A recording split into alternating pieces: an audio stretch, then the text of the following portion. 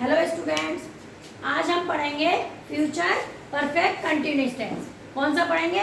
Future perfect continuous tense. क्या लिखेंगे? सबसे पहले इंट्रोडक्शन। इंट्रोडक्शन इंट्रोडक्शन क्या होती है? पहचान।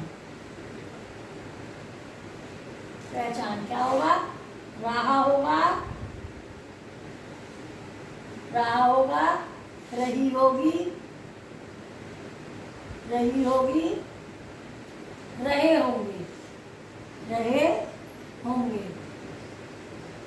तथा इनमें, तथा इनमें समय, समय अवश्य दिया होता है। समय अवश्य दिया होता है, दिया होता है। यूज क्या करते हैं? आई और वी के साथ, आई और वी के साथ shall have been, shall have been तथा अदर सब्जेक्ट के साथ, अदर सब्जेक्ट के साथ will have been, will have been का यूज करते हैं, यूज करते हैं। नेक्स्ट देखिए, वर्ब इनमें फर्स्ट वर्ब की फर्स्ट फॉर्म में आईएनजी का यूज करते हैं, आईएनजी का यूज करते हैं। समय के लिए, समय के लिए फॉर का यूज करते हैं, और का यूज करते हैं। फॉर्मूला लिखिए, देखिए formula subject plus will shall plus have been, have been plus ing form, verb की ing form plus object plus etc plus form। Example, तुम 2 घंटे से,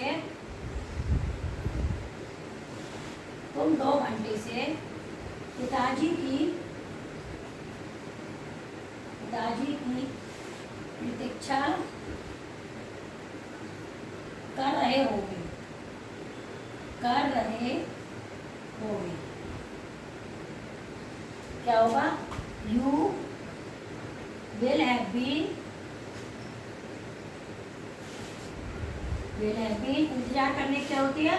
waiting, waiting the father,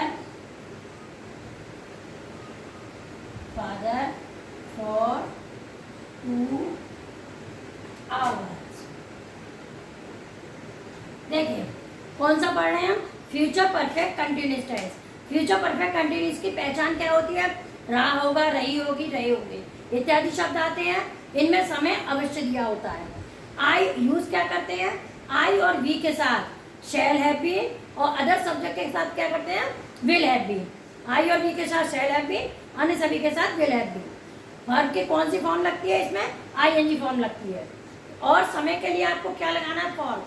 future perfect continuous में since का use नहीं करते हैं, क्योंकि इसमें टाइम का पता नहीं रहता है कि काम होगा तो किस समय पूरा होगा, उसका निश्चित नहीं होता है समय, इसलिए इसमें सिंस का यूज नहीं करते हैं। आपको ओनली फॉर का यूज करना है। अब आपका एग्जाम्पल क्या, फॉर्मूला क्या लिखते हैं? Subject plus will shall plus have been plus first form ING plus object plus etc और प्लस फॉर। अब यह तुम अपने पिताजी की प्रतीक्षा 2 घंटे से कर रहे होगे, 2 घंटे से कर रहे होगे। अब इसमें सब्जेक्ट क्या है आपका? यू, तो यू विल हैव बीन, तो क्यों के साथ विल आएगा, यू विल हैव बीन। अब इंतजार करने की होती है वेट, तो you will have been waiting the father, अपने पिताजी की है, नहीं पिताजी की है, तो you will have been waiting father for 2 hours, क्योंकि 2 घंटे से हैं तो फॉर 2 आवर्स। देखिए रहा होगा रही होगी, फॉर्मूला आता है subject plus will shall plus have been ING form object etc. तुम 2 घंटे से पिताजी की प्रतीक्षा कर रहे होगे, तो यू आपका यू आ गया सब्जेक्ट, अब आ गया विल हैव बीन वेटिंग, इंतजार करने की होती है वेट, तो आईएनजी आ गया वेटिंग, किसकी कर रहे हो फादर की, फॉर 2 आवर्स 2 घंटे से। स्क्रीनशॉट ले लीजिए इसका। नेक्स्ट आता है आपका नेगेटिव सेंटेंसेस। कौन सा आता है आपका नेगेटिव सेंटेंसेस।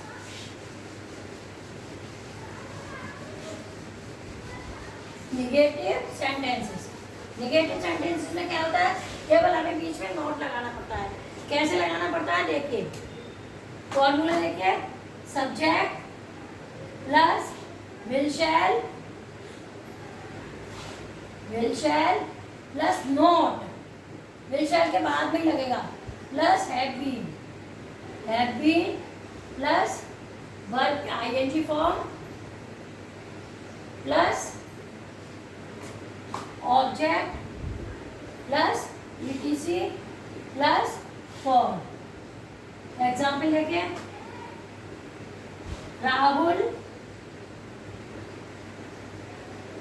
कल इस समय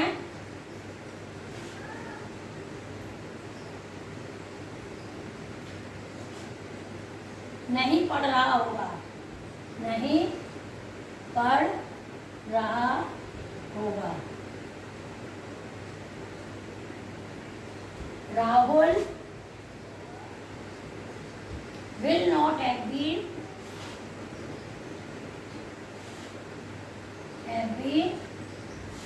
studying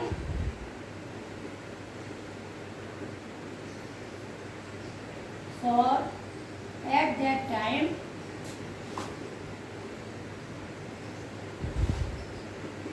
tomorrow।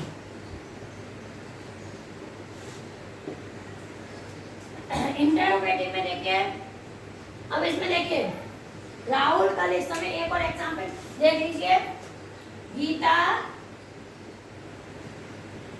2 घंटे से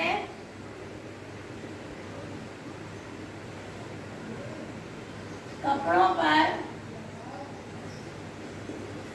प्रेस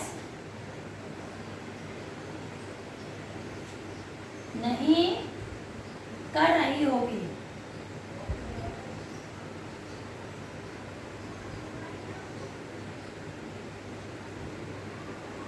देखिए गीता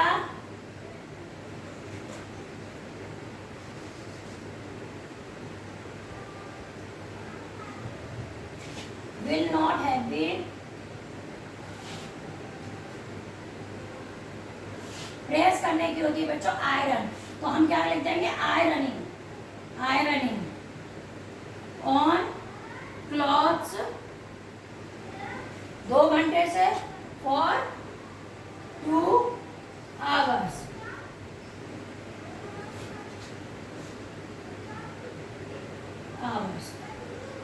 देखिए निगेटिव में क्या होता है, हमारा नॉट आता है, फॉर्मूला आपका होता है subject plus will shall plus not plus have been plus first form में आईएनजी वाली फॉर्म आएगी प्लस ऑब्जेक्ट ईटीसी और प्लस फॉर्म।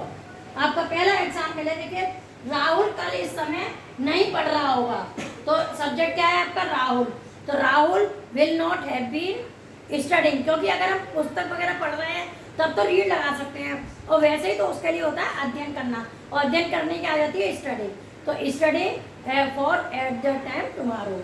नेक्स्ट है आपका गीता कपड़ों को 2 घंटे से कपड़ों पर प्रेस नहीं कर रही होगी, सब्जेक्ट क्या है आपका Geeta will not have been, press करने की होती है आयरन, तो हमको आयरनिंग उसी को वर्ब बना देंगे, ironing on clothes for 2 hours.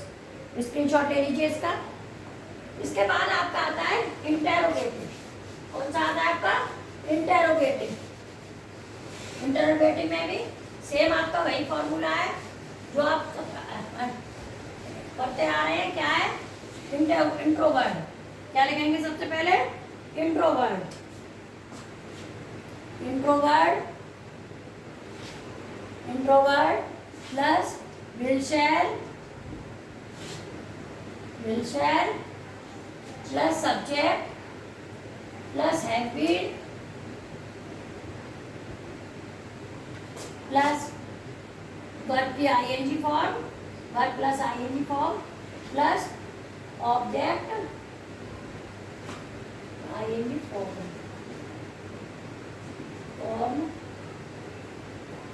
Plus object plus etc plus form. Example देखिए, तुम्हें कुछ समय से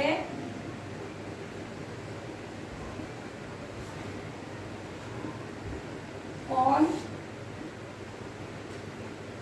बुलाता रहेगा, बुलाता रहेगा। अब देखिए, सबसे पहले आपका क्या आएगा? कौन शब्द है। कौन की क्या होती है? हु। तो who will have been, who will have been. अब बुलाने की क्या होती है? कॉल। तो हम क्या लिख देंगे? कॉलिंग। कॉलिंग किसे बुला रहा है? You. For some time, some time. एक और एग्जाम्पल देख लीजिए आप। रेखा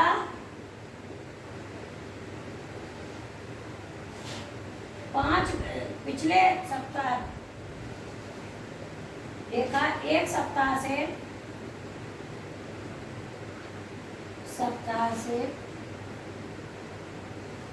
नृत्य क्यों नहीं सीख रही होगी, क्यों नहीं सीख रही होगी, सबसे पहले क्या आएगा? क्यों। क्यों की क्या होती है? वाई। वाई विल रेखा। अब देखिए, नॉट होता है तो सब्जेक्ट के बाद लगाते हैं। तो not have been, have been सीखने की होती है लर्निंग। तो learning dance for 1 week, for 1 week.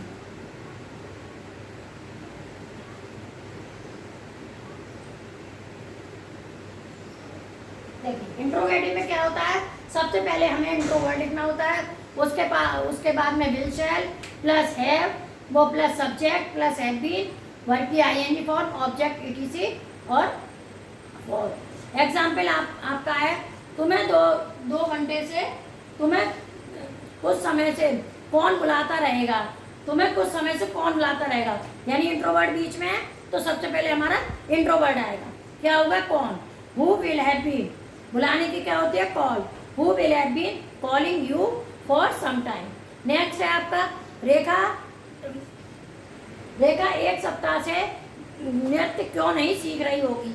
तो अब आपका क्यों कहाँ है? बीच में। सबसे पहले आएगा तो वाई, इसके बाद में आएगा विल, फिर आएगा सब्जेक्ट। सब्जेक्ट क्या है आपका? रेखा।